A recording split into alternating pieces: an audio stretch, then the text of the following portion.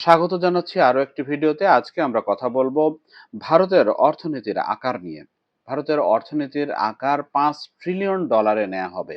তো এই প্রতিশ্রুতি প্রায় মানে এক দশক ধরে দিয়ে আসছে ভারতের মোদী সরকার। তো এটা নিয়ে ভারতের গণমাধ্যম scroll.in-এ একটি আর্টিকেল প্রকাশিত হয়েছে, তো সেখান থেকেই আজকের আলোচনার সূত্রপাত। তো গত সপ্তাহে অর্থমন্ত্রী সীতারমন, মানে ভারতের অর্থমন্ত্রী সীতারমন সংসদে জানিয়েছেন যে 2029 সাল নাগাদ ভারতের মোট দেশজ উৎপাদন, যেটাকে বলা হয় জিডিপি, তো তার আকার $5 ট্রিলিয়ন পৌঁছাবে 2029 সাল। তো এই যে মানে ভারতের অর্থনীতির আকার বর্তমানে $4 ট্রিলিয়ন, ফলে মানে খুব স্বাভাবিকভাবেই এটি $5 ট্রিলিয়ন যাবে। এটা মানে অবিশ্বাস্য কিছু নয়। তবে মানে কবে যাবে বা কেন যাচ্ছে না, তো এটি নিয়েই মূলত এই আলোচনা। এই 5 ট্রিলিয়ন অর্থনীতির দেশ, এটা শুনলেই বেশ মানে একটা সমীহ জায়গা নিয়ে ভাবসাব চলে আসে। তবে এই $5 ট্রিলিয়ন অর্থনীতির এই প্রতিশ্রুতি ভারতের মোদী সরকার কিন্তু প্রথম 2018 সালে দাভোসে, সুইজারল্যান্ডের দাভোস অর্থনৈতিক ফোরামে, সেখানে কিন্তু মোদী ঘোষণা করেছিলেন যে 2025 সালের মধ্যে ভারত 5 ট্রিলিয়ন অর্থনীতির দেশে হতে যাচ্ছে 2018 সালে। এরপরে 2019 সালে মোদী সরকার ব্রিক্সের সম্মেলনে গিয়ে আরো এক বছর এগিয়ে আনেন সময়। তিনি ঘোষণা করেন যে 2024 সালেই তার দেশ 5 ট্রিলিয়ন অর্থনীতির দেশে পরিণত হবে, 2025 সালেই। এখন কিন্তু 2 বছর পেরিয়ে গেছে। তো এখন নতুন করে ভারতের অর্থমন্ত্রী জানাচ্ছেন যে তার দেশ 2029 সালে $5 ট্রিলিয়ন লক্ষ্যমাত্রা অর্জন করতে চায় বা লক্ষ্যে পৌঁছাবে।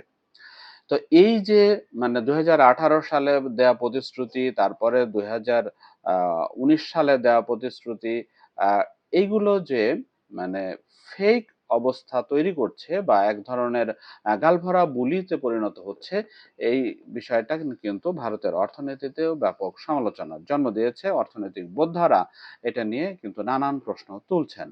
নতুন করে ভারতের বিজেপি সরকার আরো একটা আলোচনা সামনে এনেছেন, সেটি হলো যে 2000 মানে $35 মিলিয়ন অর্থনীতির দেশ পরিণত হবে 2000 কত সাল,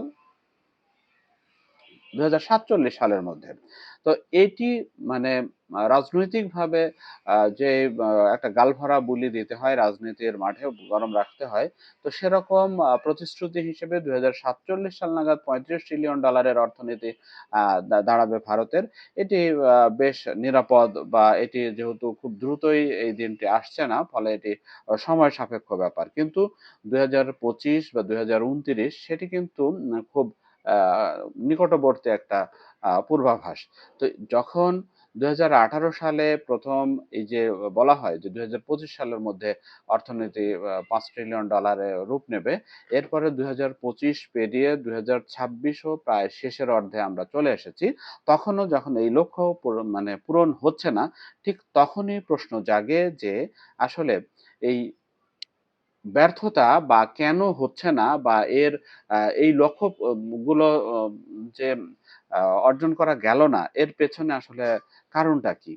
এর পেছনে ভারত সরকার কিন্তু বা বিজেপি সরকার কিন্তু খুব পরিষ্কার করে কোনো প্রক্রিয়াগত জটিলতা বা সমস্যার কথা জানাচ্ছে না। তারা বলছে যে রুপির সাথে ডলারের দরপতনের একটা ব্যাপার। তবে রুপির সাথে ডলারের দরপতনের কারণে জিডিপির লক্ষ্যমাত্রা অর্জন হয় না, এই বিষয়টা হচ্ছে অর্থনীতিবিদরা মানতে চান না। এর সাথে মূলত তারা দেখছেন যে অর্থনৈতিক অবস্থার দুর্বলতা বা অর্থনৈতিক অবস্থার হচ্ছে নেতিবাচক আহ, পতন। তো এই বিষয়গুলো স্বীকার না করেই বরং গালভরা বুলি বা একটা খোঁড়া অজুহাত দেওয়া হচ্ছে যে ডলারের বিপরীতে রুপির আহ, মান পতন ঘটেছে, এ কারণে $5 ট্রিলিয়ন অর্থনীতির লক্ষ্য অর্জন করতে সময় লাগছে। আসলে সময় লাগছে অর্থনৈতিক অবস্থা। এখানে scroll.in এর এই আর্টিকেলে একটা বিষয় সামনে আনা হয়েছে। একটি হলো যে ভারতে ক্রমশ বেকারত্ব বাড়ছে। আহ, আপনারা জানেন যে ভারত পৃথিবীর মোস্ট পপুলেটেড দেশের একটি। তো সেখানে এই মোস্ট পপুলেটেড দেশের মধ্যে প্রায় 1/3 আছে যুবক এবং যাদের বেশিরভাগই বলা হচ্ছে বেকার। আপনারা ককরোচ জনতা পার্টির আন্দোলন, তাদের উদ্ভব এবং সেখানে ভারতের রাজনীতির মাঠে যে তোলপাড় সৃষ্টি করা অবদান, যে কিছুদিন আগে ভারতের বিজেপি সরকারের দোর্দণ্ড প্রতাপশালী সরকারের সবচেয়ে ক্ষমতাধর, অন্যতম ক্ষমতাধর একজন মন্ত্রী, শিক্ষামন্ত্রী ধর্মেন্দ্র প্রধানকে সরিয়ে দিতে হয়েছে। সেটি হলো যে ভারতের বেকার যুবকদের ক্ষোভে বা রোষানলের একটি আন্দোলন, সেটিও ছিল ককরোচ জনতা পার্টির। তো এই আন্দোলন কিন্তু চোখে আঙ্গুল দিয়ে দেখিয়ে দিয়েছে যে ভারতের ক্রমবর্ধমান যুব সমাজের এবং বেকারত্ব সংকটের আশু সমাধান করতে না পারাই কিন্তু মূলত এই ক্ষোভের জন্ম দিয়েছে। তারা যে পরীক্ষায় প্রশ্ন ফাঁস এবং চাকরির ক্ষেত্রে প্রশ্ন ফাঁসের বিষয়গুলো সামনে এনে আন্দোলনে নেমেছিলেন, সেটি কিন্তু চোখে আঙ্গুল দিয়ে দেখিয়ে দেয় যে ভারতে কর্মসংস্থানের অবস্থা খুবই খারাপ। তো এর বাইরে আরো যে বিষয়টা সামনে এনেছে scroll.in, তারা বলছে যে জেনারেটিভ এআই এর ব্যবহার, তো জেনারেটিভ এআই এর ব্যবহারের কারণে ভারতের কিন্তু উচ্চ বেকারত্বের ঝুঁকি তৈরি হয়েছে। অর্থাৎ আহ, ভারতের যে তথ্য প্রযুক্তি খাত, ফ্রিল্যান্সিং খাত, তো সেই খাতের প্রায় 60 লাখ, প্রায় 60 লাখ লোক কর্মসংস্থান সেই খাত নির্ভর। কিন্তু জেনারেটিভ এআই এর কারণে এই খাতটি এখন কৃত্রিম বুদ্ধিমত্তার হাতে চলে যাচ্ছে। ফলে বিপুল সংখ্যক মানুষ, বিপুল সংখ্যক ফ্রিল্যান্সার বা এই মানে প্রযুক্তি খাতের উদ্যোক্তারা কিন্তু বেকার হতে চলেছেন।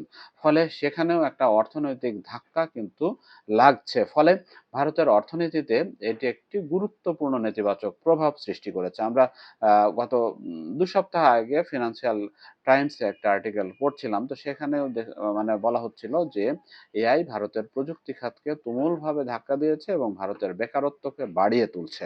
তো এই একদিকে প্রযুক্তির মানে প্রভাবে বেকারত্বের হার বাড়া, আরেকদিকে নতুন কর্মসংস্থান তৈরি করতে না পারা ভারতের অর্থনীতির জন্য নানান নেতিবাচক দিক বয়ে আনছে। ফলে এই যে 5 ট্রিলিয়ন অর্থনীতির দেশ হওয়ার যে স্বপ্নযাত্রা বিজেপি সরকার কিছুদিন বাদে বাদে গালভরা বুলি হিসেবে সামনে আনেন, কিন্তু সেটির যে লক্ষ্যমাত্রা অর্জন হয় না এবং বারবার করে সেই অর্জনের সময় যে পিছিয়ে যায়, সে ব্যাপারে রাজনৈতিক ভাবে কোনো ধরনের বিশ্বাসযোগ্য ব্যাখ্যা দেওয়া হয় না বা এই ব্যর্থতাকে স্বীকার করা হয় না।